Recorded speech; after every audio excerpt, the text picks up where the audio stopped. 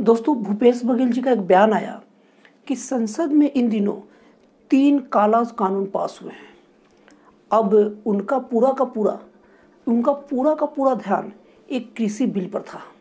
मैं भूपेश बघेल जी से ये जानना चाहता हूँ कि आप तो कांग्रेस के सीनियर नेता हैं और आपको ये बात अच्छे से याद होगा, ज़्यादा दिन नहीं हुआ है, 2019 के लोकसभा चुनाव में कांग्रेस ने अपने घोषणा पत्र में जो कृषि बिल को आप काला कानून कह रहे हैं ना, उसी को लाएंगे अगर जीत गए तो एक घोषणा पत्र में कहा था। मतलब कि अगर मान लीजिए कांग्रेस जीत जाती और जीत जाने के बाद और ये बिल लाती ही, और अगर ये बिल लाती तो क्या उस वक्त भी आप इसे काला कानून कहते या अब उस वक्त एक गोरा कानून बन जाता?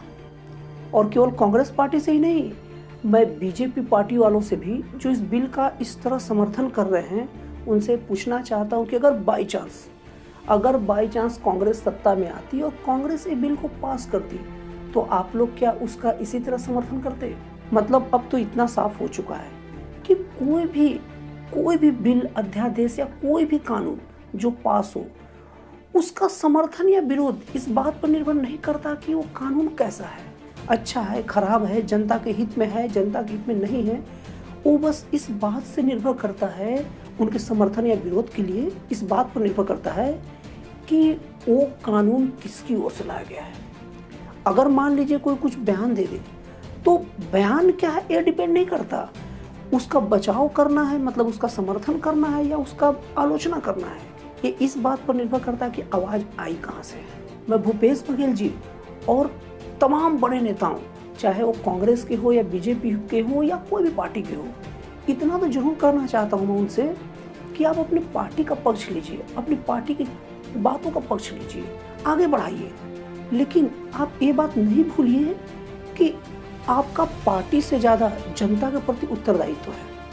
क्योंकि आप अगर चुनाव जीत के जो पहुंच गए हैं, आप जो सीएम बन गए हैं, आपको इतने सारे दलों का जो समर्थन मिला है, और सबसे पहली बार आप जो विधानसभा में चुनाव जीत के विधायक बने हैं वो आपकी पार्टी के कारण नहीं, ये जनता के कारण आप विधायक बने हैं। क्योंकि आपकी पार्टी तो चाह ही नहीं थी कि सारे के सारे कांग्रेस के लोग इसमें विधायक बन जाए, और बीजेपी वाले भी वही चाह रहे थे कि पूरे के पूरे छत्तीसगढ़ के 90 विधायक मेरी पार्टी से बन जाए। लेकिन ये जनता तय की ना कि कौन विधायक बनेगा और कौन विधायक नहीं बनेगा। तो आप थोड़ा तो जनता के प्रति उत्तरदायित्व रख लीजिए। अब बीजेपी वाले कृषि बिल का समर्थन कर रहे हैं और कांग्रेस वाले और जितने विपक्षी दल हैं सब के सब इस बिल का विरोध कर रहे हैं। तो भाई अब किसकी बात माने? हम जनता, हम तो पूरी तरह से कंफ्यूज हैं। मैं कह रहा हूं कि आप लोग मिल के एक साथ बैठ के ये तय तो कर लीजिए कि ये बिल पक्ष में या विपक्ष में है। और अगर आपके पास इतना ज्ञान नहीं है कि आप तय नहीं कर सकते तो कोई आप इकोनॉमिक्स एक्सपर्ट से मिल लीजिए, एक्सपर्ट भरे पड़े हैं, और उनसे मिल के आप सभी के सभी पार्टी वाले तय कर लीजिए और फिर जनता को बताइए कि ये बिल किसान के पक्ष में है या किसान के विरोध में है। अगर आप लोग इस तरह से आधे लोग विरोध करेंगे और आधे लोग समर्थन करेंगे तो जनता के बीच में क्या जाएगा? आप लोग जब चुनाव का फॉर्म भरते हो तो आते जनता के पास हो, और वोट भी आप लोग को जनता देती है, और आप लोग समर्थन भी जनता से मांगते हो कि, और कहते भी हो कि आप लोग मुझे वोट दीजिए। और जैसे ही आप लोग जीत जाते हो तो आप लोग का पूरा समर्पण, पूरा उत्तरदायित्व एक पार्टी की ओर हो जाता है। पार्टी का आला कमान जो कहेंगे सो करेंगे। चुनाव लड़ते वक्त हम जनता के लिए करेंगे, और चुनाव जीतने के बाद अब आला कमान जो फैसला ले, भैया आप आला कमान के वहां पर सेवक नहीं हो, आप जनता के सेवक हो, और आपको जनता के हिसाब से ही बोलना चाहिए। और अब आप लोग को तय करके बात बताना चाहिए कि कृषि बिल किसानों के पक्ष में है या विपक्ष में है। ये सुनने में बड़ा अजीबोगरीब लगेगा और लोग कहेंगे भी कि संभव नहीं है, लेकिन हर बड़े चीज की शुरुआत छोटी छोटी चीजों से ही होती है। 1857 की क्रांति में भी ये लोग ऐसे ही बोलते थे कि ये कौन सा अंग्रेजों को भगा देगा, लेकिन 90 साल के संघर्ष के बाद हम लोग अंग्रेजों को भगाने में सफल हुए। आज वैसे ही ये जो नेता है, जो बयानबाजी जो करते हैं, क्या वे एक दिन या किसी एक खास मौके पर ये सब बात नहीं भूल सकते हैं कि हम किस पार्टी के हैं, हम किस दल से आते हैं? एक बार जनता के पक्ष में, एक बार नेता के पक्ष में क्या एक किसान बिल का सही विश्लेषण करके किसान बिल ओरिजिनल में सही है या गलत है निष्पक्ष होकर अपनी राय नहीं रख सकते हैं? आज अगर ये राय रख देते तो हमारे देश में जो इतना बड़ा आंदोलन किसानों द्वारा हो रहा है वो नहीं होता। कोरोना काल में वैसे ही हमारा देश बहुत ज़्यादा आर्थिक क्षति के दौर से गुजर रहा है और नेता लोग अलग अलग बयान देकर सबको कंफ्यूज करके रखे हैं। मैं आज कांग्रेस पार्टी सहित सभी विपक्षी नेताओं से कहना चाहता हूं कि आप लोग विधायक बने कैसे तय हुआ? निर्वाचन आयोग की लिखित तौर पर सर्टिफाइड किया कि आप विधायक बन गए हैं और उसके बाद आप बहुमत दल के नेता के रूप में राज्यपाल जी के सामने अपना दावा पेश किया कि मेरे पास बहुमत है, आप मुझे सीएम बनाइए। तो राज्यपाल ऐसे मुंह से नहीं बोले, राज्यपाल लिख के दिए कि आप सीएम बने हैं, तभी तो आप सीएम बने। उसके बाद शपथ वगैरह सब चीज हुआ। तो मैं कहता हूं कि इस देश में लिखे का महत्व तो आप अच्छे से जानते होंगे। तो आप लोग जो किसान जो बिल का विरोध कर रहे हैं, किसान बिल में कहां पर लिखा है, किस जगह लिखा है कि एमएसपी खत्म कर दी जाएगी? आप लोग अक्सर ये बात बोलो कि एमएसपी खत्म होगा। अभी कुछ दिन पहले आप लोग सीएए का विरोध में इस हद तक उतर गए थे कि कोई खास जाति वर्ग के भारत के जो खास जो जातियां हैं, अल्पसंख्यक जातियां हैं, उनको आप ये कह रहे हो कि आपको यहाँ से भगाया जाएगा, जबकि उस बिल में साफ साफ लिखा हुआ था कि ये सारा का सारा बिल उनके लिए है जो पाकिस्तान, बांग्लादेश या अफगानिस्तान से हमारे देश में आएंगे। हमारे देश में रहने वाले लोग साथ कुछ नहीं रहेगा। वो बिल में साफ साफ लिखा था, लेकिन आप लोग ने इसको अलग ही रूप दे दिया, अलग ही रंग दे दिया और संविधान बचाओ रैली निकालने लग गए।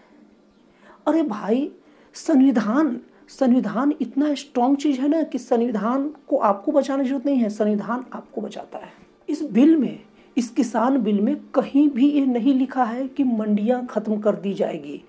यहाँ पर किसानों को मंडियों के समानांतर एक नई व्यवस्था दी जाएगी ताकि वहां भी अपने सामानों को वो बेच सके। एक नया मंच किसानों को दिया जा रहा है। तो आप साफ साफ बोल रहे हैं मंडी खत्म कर दिया जाएगा? कहीं तो बता दीजिए। मेरे इस वीडियो को देखकर कोई भी एक कांग्रेसी नेता या कोई भी एक ऐसा नेता जो किसान बिल का विरोध कर रहा है वो बता दे कि किस जगह लिखा है एमएसपी खत्म हो जाएगा। मतलब विरोध भी कर रहे हैं तो निराधार विरोध कर रहे हैं। ऐसे में कैसे लोग आप पर विश्वास करेंगे? मैं किसान बिल को अच्छे समझाने के लिए आपको बता रहा हूँ, एक छोटी सी एग्जाम्पल दे रहा हूँ। मान लीजिए किसी व्यक्ति के पास एक साइकिल है, तो उस साइकिल से अपना सामान को ढोता है, लाता ले जाता है। तो सरकार क्या कह रही है कि आप एक गाड़ी रख लीजिए, भले इसमें थोड़ा तेल लगेगा लेकिन आपको जब लंबा जाना हो तो आपको परेशानी नहीं होगा, क्योंकि साइकिल से वो व्यक्ति नहीं जा सकता। ये गाड़ी लगेगा, वो गाड़ी मतलब पे यात्रा करेगा और हर जगह थोड़ा थोड़ा पैसे देगा, तो आखिर पैसे उसको वैसे भी लगने हैं। लेकिन जिस दिन आपको लगे कि लंबा जाना है तो किसी और गाड़ी का यूज ना करें, ये आप गाड़ी में तेल डालिए और चल जाइए। और अगर आपको ऐसा लगता है कि आपको गाड़ी की जरूरत नहीं है, साइकिल से जा सकते हैं, तो आपका साइकिल अपने पास रखिए, साइकिल से जाइए, तेल भी बचेगा।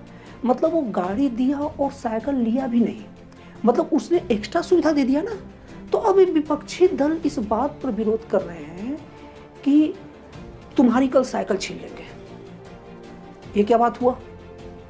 मतलब कि मैं ये कह रहा हूं कि कोई चेंजेस आए, कोई परिवर्तन आए, कोई सकारात्मक परिवर्तन आए तो आप उसका विरोध करो, कुछ कमी हो सकता है, लेकिन वाजिब विरोध तो करो। ऐसा बेसर पैर का तो विरोध मत करो।